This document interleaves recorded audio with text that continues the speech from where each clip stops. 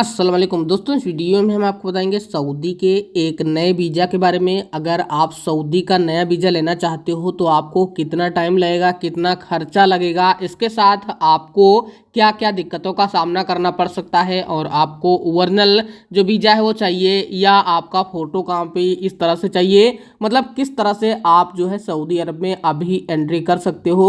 अगर आप जाना चाहते हो नए वीज़ा पर तो ये वीडियो आपके लिए काफ़ी ज़्यादा हेल्पफुल होने वाला है, इसलिए इस वीडियो को जरूर पूरा देखिए। दोस्तों, वीडियो शुरू होने से पहले हम आपको बता दें कि अगर आप कोई भी किसी भी कंट्री का विजिट वीजा लेते हो तो वहां पर आपको डबल टिकट लेना होगा, कब हम उस कंट्री में एंट्री करेंगे और वहां से कब हम अपने देश आएंगे।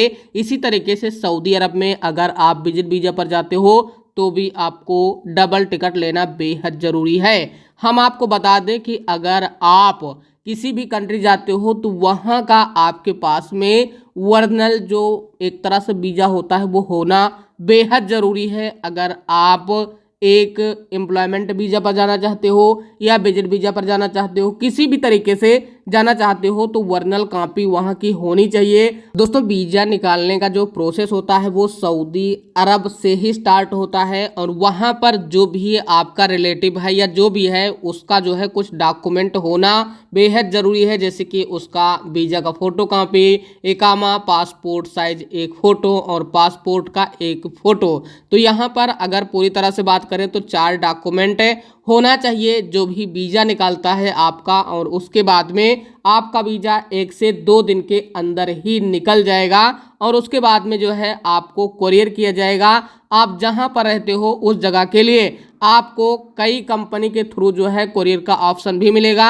अगर आप सऊदी अरब के सिटी एरिया में जाते हो तो वहां पर कोरियर कंपनी मिलेंगी, वहां से आप अपना वीज़ा कोरियर भी कर सकते हो। दोस्तों, आपका जो भी आदमी वीज़ा निकालता है उसको आपको फ़ोटो देना चाहिए पासपोर्ट साइज, इसके साथ 6 मंथ का जो वैलिड पासपोर्ट है वो होना चाहिए, और यहाँ पर जो पासपोर्ट साइज फ़ोटो 4 होना चाहिए, और वीज़ा कॉपी भी होना चाहिए, मतलब जो भी आपने वीज़ा निकलवाया है वो वीज़ा होना चाहिए। और उसके बाद में मेन काम स्टार्ट होता है स्टंपिंग का। तो स्टंपिंग में आपका कितना खर्चा आएगा और क्या क्या आपको वहाँ पर करना होगा, किस तरह से आप जो है स्टंपिंग करवा सकते हो, यहाँ पर कई ऑप्शन आपके पास में है, सस्ता भी है और महंगा भी है। दोस्तों, वीज़ा स्टंपिंग का जो टाइम होता है वो 1 से 2 दिन होता है, लेकिन अगर आप ट्रैवल एजेंट के थ्रू करवाते हो तो वहाँ पर 7 से 8 मतलब 1 हफ्ते लगभग लग जाते हैं। इसके अलावा अगर आप और ऑप्शन चाहते हो तो वहाँ पर जो एम्बेसी मतलब इंडिया में जो एम्बेसी है वहाँ से भी आप अपना वीज़ा स्टंप करवा सकते हो,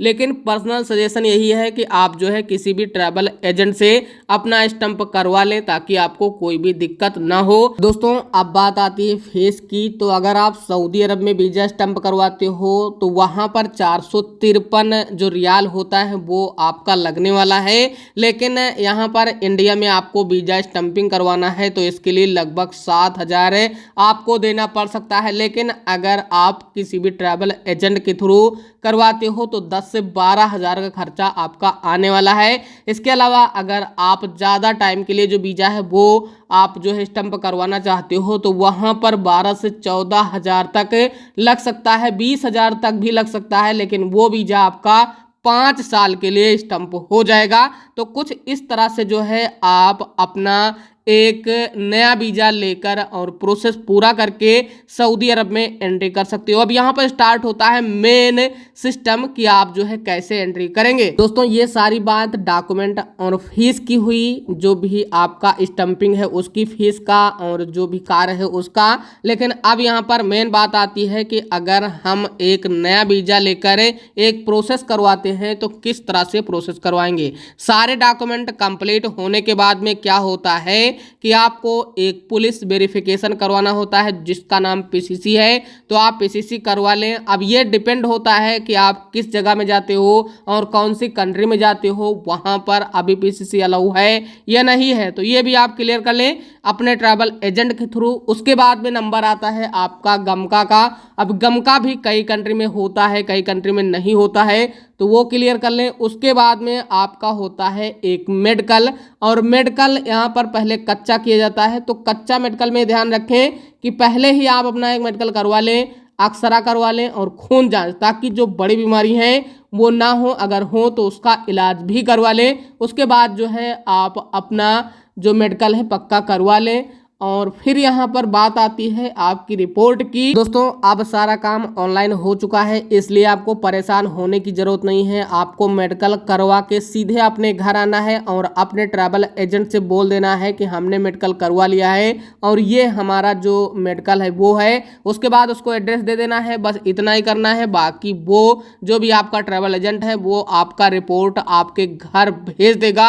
अब यहाँ पर बात आती है कि आगे क्या प्रोसेस होगा। तो आप जो है अपना जो भी चेकिंग का काम है कि हमारा मेडिकल फिट है नहीं फिट है, तो वो भी चेक कर सकते हो। उसके लिए आपको करना क्या होगा कि जहाँ पर आपने मेडिकल करवाया है उस मेडिकल की वेबसाइट पर जाना है और वहाँ से आप जो है चेक कर सकते हो आसानी से। अब बात आती है कि आगे का प्रोसेस क्या होगा। तो जब सारा कुछ कंप्लीट हो जाता है, स्टंपिंग हो जाता है वीज़ा, तो यहाँ पर मोफा का नंबर आता है, आपका मोफा निकाला जाएगा। मोफा निकालने के बाद में फिर आपका होगा टिकट। टिकट में क्या होगा कि आप जो है टिकट आप किसी भी ट्रैवल एजेंट से ले सकते हो या जिससे भी कांटेक्ट है उससे आप ले सकते हो। दोस्तों आपके साथ में फ्रॉड ना हो इसलिए आपको कुछ जानकारी होना चाहिए, क्योंकि काफ़ी जो ट्रैवल एजेंट हैं वो आपके साथ धोखा देते हैं। और धोखा कुछ इस तरह से होता है कि आपका सारा काम हो जाता है और फिर वहाँ पर आपका जो टिकट है वो एक तरह से डुप्लीकेट होता है। तो वहाँ पर आपके हाथ में टिकट भी है, सब कुछ आपके सामने है, लेकिन फिर भी आपका टिकट डुप्लीकेट हो सकता है। तो इसके लिए आपको जो है एक पीएनआर नंबर होता है, उसके थ्रू चेक करना होता है कि हमारा जो टिकट है वो कंफर्म है या नहीं है। क्योंकि वहाँ पर क्या होता है कि आपका टिकट का बुकिंग कर दिया जाता है, स्लिप निकाल के दे दिया जाता है, लेकिन पेमेंट नहीं करवाया जाता है। अगर आपने ट्रैवल एजेंट को पैसा पूरा नहीं दिया है तो वहाँ पर आपका टिकट जो है पेंडिंग में रह सकता है और आपको एयरपोर्ट से बाहर भी निकाला जा सकता है। तो ऐसे में आपको ध्यान रखना है और पहले ही ट्रैवल एजेंट से क्लियर कर लेना है कि हमारा टिकट कंफर्म है या नहीं है। अगर है तो हमको लाइव दिखाइए, उसके कंप्यूटर पर आप देख लीजिए ताकि आपको दिक्कत ना हो, वहां से आपको वापस ना होना पड़े। दोस्तों ये सारा कार्य होने के बाद में अब नंबर आती है आपको सऊदी अरब में एंट्री की। तो सारा काम जैसे ही हो जाता है तो आप जो है अपने जो भी एयरपोर्ट है उसमें जाएंगे, वहां पर आपकी एंट्री होगी। एंट्री के 2-3 घंटे पहले ही वहां पर आप पहुंच जाएं ताकि आपको वहां पर एंट्री में कोई दिक्कत ना हो, क्योंकि अगर गेट बंद हो जाता है तो हो सकता है कि आपको दिक्कत हो जाए। तो ऐसे में आप टाइम से पहुंचें और जैसे ही आप एंट्री करेंगे फिर वहां पर कई लोग आपको मिलेंगे, उनसे आप दोस्ती बना कर रखें और साथ में आप जो है सऊदी अरब जाएं। जैसे ही वहां पर एंट्री करेंगे तो आपका जो भी एजेंट होगा जिससे आपने वीजा लिया होगा, जो भी आदमी होगा, सब कुछ बताने के बाद में फिर वहां पर जैसे ही आप एयरपोर्ट पर जाएंगे तो एक गलती आप ना करें, क्योंकि वहां पर एक गलती आपको भारी पड़ सकती है। मतलब एंट्री करने के बाद में एयरपोर्ट से जैसे ही आप बाहर निकलेंगे अपना सामान लेने के बाद में, तो आपका जो सामान है वो इंडिया में ही रह जाएगा, जिस भी कंट्री जाते हो वहाँ ही रह जाएगा। और वहाँ लेने के बाद में आपका जो सामान है वो सऊदी के एयरपोर्ट पर आपको मिलेगा। जो गोल चक्कर होता है, घूमता है सामान, उसमें आपको मिल जाएगा। आप चेक करके देख के फिर सामान आप जो है ले लें। अब यहाँ पर जैसे ही एंट्री करेंगे और बाहर निकलने की कोशिश करेंगे तो वहाँ पर आपका आदमी खड़ा होगा, आप देख लें अच्छी तरीके से कौन सा आदमी है। लेकिन आप ये गलती ना करें कि आप जो है अपने आदमी के साथ ना जाकर बाहर निकलें और बाहर चलने लगे, क्योंकि वहाँ पर काफ़ी ज़्यादा गर्मी होती है और काफ़ी ज़्यादा ठंडी भी होती है। अगर आप 2-3-4 किलोमीटर चले गए बाहर रेत में और गलती से आप जो है फंस गए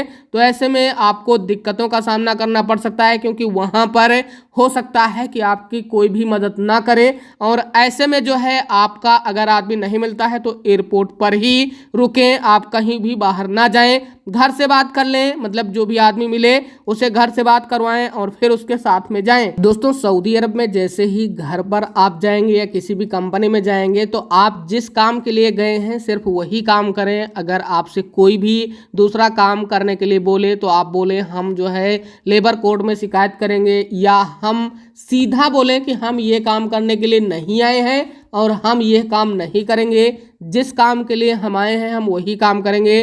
जैसे आप अगर ड्राइविंग के लिए वहाँ पर गए हैं तो आप ड्राइविंग करें, दूसरा काम बोला जाए तो आप साफ इनकार कर दें, क्योंकि आप जो है जितना ही ज़्यादा काम करेंगे उतना ही ज़्यादा आपसे काम लिया जा सकता है और आपकी सैलरी सेम ही होने वाली है। वहाँ पर आपकी सैलरी इस तरह से बढ़ने वाली नहीं है। जो भी सैलरी आपकी बढ़ेगी वो साल के अंत में आपकी बढ़ जाएगी और आपको बोलना होगा कि हमारी जो सैलरी है वो अभी 1500 रियाल है, लेकिन हमें अभी 1600 या 1700 चाहिए। मतलब साफ साफ बोले कि हमें 1700 रियाल चाहिए, उसके बाद आपका 100 रियाल बढ़ सकता है आसानी से। तो इस तरह से जो है पूरा प्रोसेस है। बाकी अगर आपके मन में कोई भी सवाल है तो आप ज़रूर कमेंट बॉक्स के माध्यम से कमेंट करें ताकि हम उस पर वीडियो बना सकें। वीडियो देखने के लिए आपका बहुत बहुत धन्यवाद। आपका दिन शुभ हो।